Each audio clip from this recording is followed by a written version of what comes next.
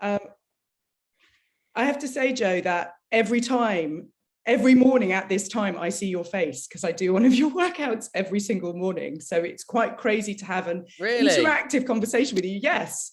What, are you on the app, or are you on my app, or just using YouTube? On YouTube, and it Oh, started legend. in lockdown, and with my sisters, my three sisters, we would FaceTime each other and all do a workout with all our kids all together in lockdown. So it was amazing. So I'm first of all, glad you kept it up. Yeah, well done. Because yeah, a lot of people, I just wonder, do they just stop after lockdown? But I'm so glad you're still keeping them up. Are you feeling good afterwards? I'm feeling amazing afterwards, and it's really good to sort of structure my day with it. I drop the kids off at school and then I come home and do it. So thank you, and I'm going to Brilliant. try and sound like a professional journalist and not really overexcited to be talking to you. Oh, that's really wonderful. Thank you.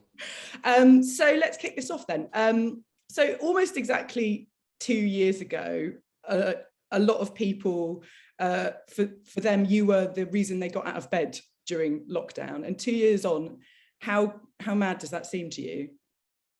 Yeah, I always firstly, it feels like a year. Like when I think back, I think that's a year ago that I started that. But I can't believe it, because my little boy Marley's nearly, like, he's 2 now. So yeah, he's 2. So it's like, it's really gone fast, that time, hasn't it? Like almost like the first year was slow, but the second year just disappeared.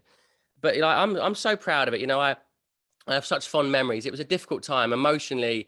I miss my family and friends, but I had this moment of like really living my dream. I'd manifested this like moment in time to like to be there for people, and I dreamed of, engaging young children in fitness. So for me, it was like everything I wanted happened. It wasn't the ideal situation, but to have everyone there, like listening to my message around fitness and how it can really change our mood and our mental health. I just felt so proud. And I look back now, I've read a lot of the letters and obviously the people that reached out, and it's just such an emotional wave of like, gratitude and love, like you said, because people couldn't get out of bed. Like they were so down and anxious and depressed, and like that really meant a lot to people. So yeah, it's a positive memory, and I think it's my proudest achievement. It was like the only thing for a lot of people. It was the only thing that provided any stability in their life. Like everything was falling apart. So did you feel that pressure at that time? I didn't feel pressure. I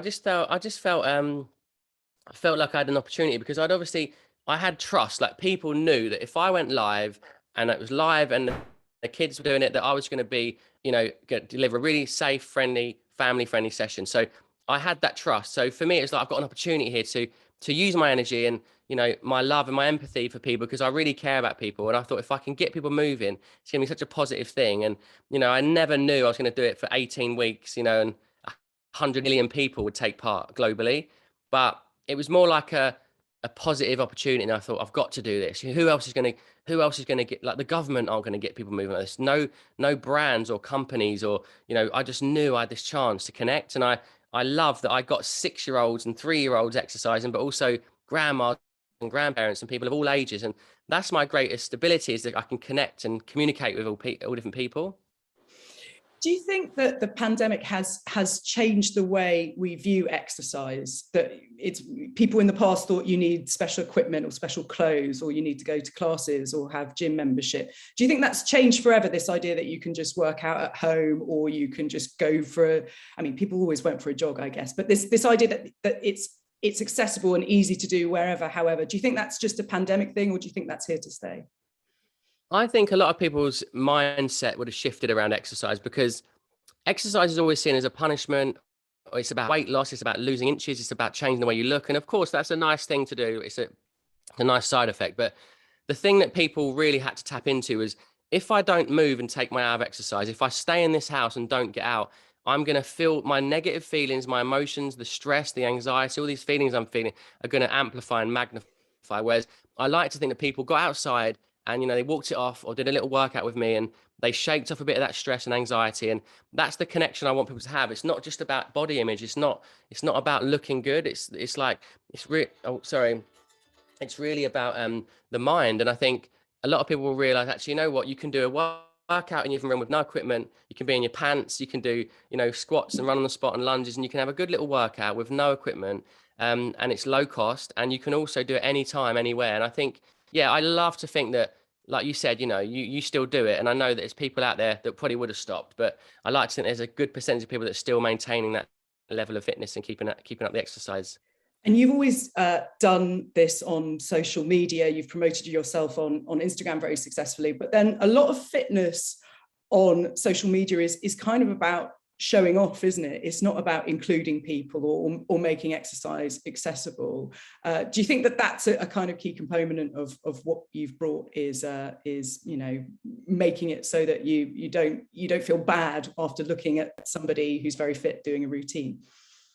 Yeah, I think like with social media, like it can be very much about yourself and your body and your ego. And like, I think for me, it's really always has been about what can I share that's gonna either get someone to like go and buy some food and ingredients and make a recipe, or it's gonna get people to think about moving their body. And I always want to be a positive energy. I want to be encouraging and uplifting, not making people feel bad. And I know I'm a little bit of a contradiction because I do post transformations and before and afters, but nowhere near as much as I used to. And I always focus on the physical, so the mental transformation, the actual written testimony. And I like to share those stories. But yeah, I think, my social media grows because I'm honest and open, and I show my vulnerability. I show the days where I'm stressed and I have a little blowout and I'm raiding the cupboard at 10 o'clock at night eating chocolate, and Do you people really like that do honest. that? Yeah, of course I do. I've got a larder with cereal and chocolate bars and, things like toast and just marmalade, and I'll be grazing. And like I said, I have days where I feel stressed and emotional. I just want to eat. I just don't stop eating, but I don't hide that. I share that. And I think with social media, we can obviously show just the best part of things. And I think when I'm having a down day and I'm not upbeat, people actually respond way better to that because they realize actually you're human and I feel the same today. And so, yeah, that's always something I'm conscious of, just being transparent and open.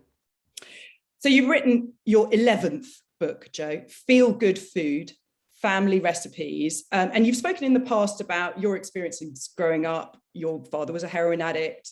His relapses were part of your life growing up. Your mother had eating disorders and OCD. I mean, first of all, how has that affected your ideas about parenting? It's been a massive,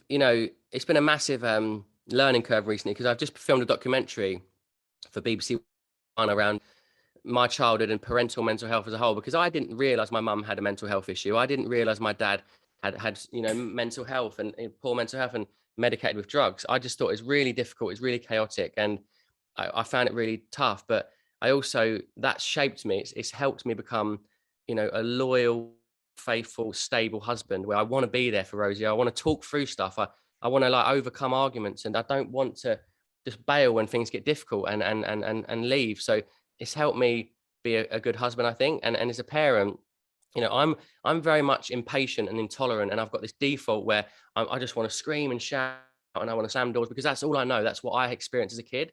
And so I'm having to really work against that. And so I use that and I try to have that moment just to take a breath and acknowledge that I can react differently. I don't need to get really worked up. And so it's definitely really, in a way, like helped me break the cycle of that, shouty, impatient, door slamming parent, because that's all I knew as a kid. But yeah, it's helped me. Like I still have moments where I get stressed and I'm not perfect, but I check myself and I take a breath and I acknowledge it. And I'm constantly trying to learn. I read books around parenting. I want to just have a stable, consistent parenting method. I don't want to be up and down and stressed out. I want to try and take it in my stride, but it is hard. Like being a parent to two young kids, they test your patience every minute of the day.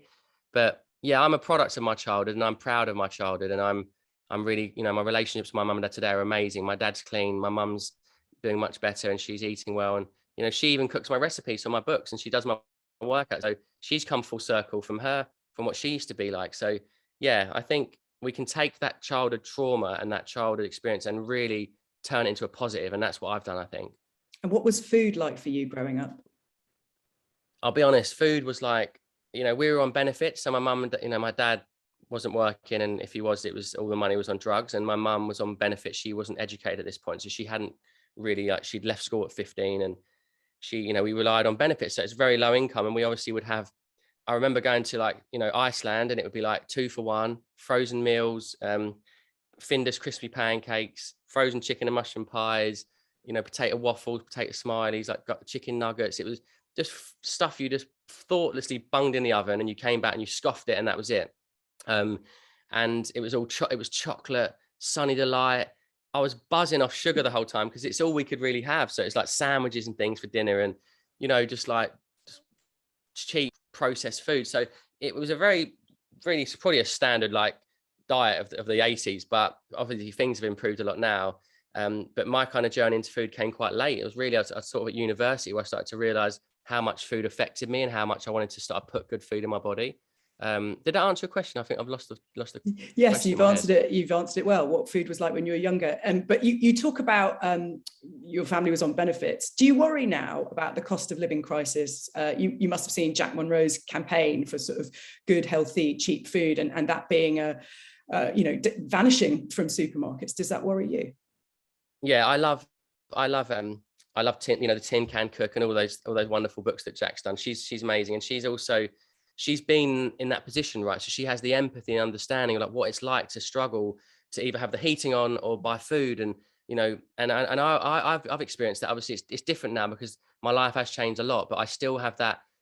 I'm still thinking about that when I create recipes, when I share stuff. Like, not everyone's going to be able to afford tuna steak and salmon and lovely protein sources, and so I'm starting to do more veggie food and budget friendly breakfast with eggs and oats and things. And I'm conscious of that. But I've got friends who work, and they work really hard, and they both work, and prices, the increase of petrol is stressing them out. The increase of the heat and gas, like this, is stressing them out on a daily basis. And eventually, if you have to pay bills, food's going to suffer, isn't it? Because it's the one thing you can buy cheaper stuff, and you can sort of get by on the highly processed, heavily, sugar and high carb foods. And it is something I'm really aware of, because, people's incomes aren't going up in line with inflation and with the price of foods, and with what's going on with the war. Like, everything's, things are changing so quickly, and, an extra £15 a week or whatever is hard for people. So yeah, it's something I'm aware of. And I try to be thoughtful in the recipes that I design, and with the book, I'm trying to do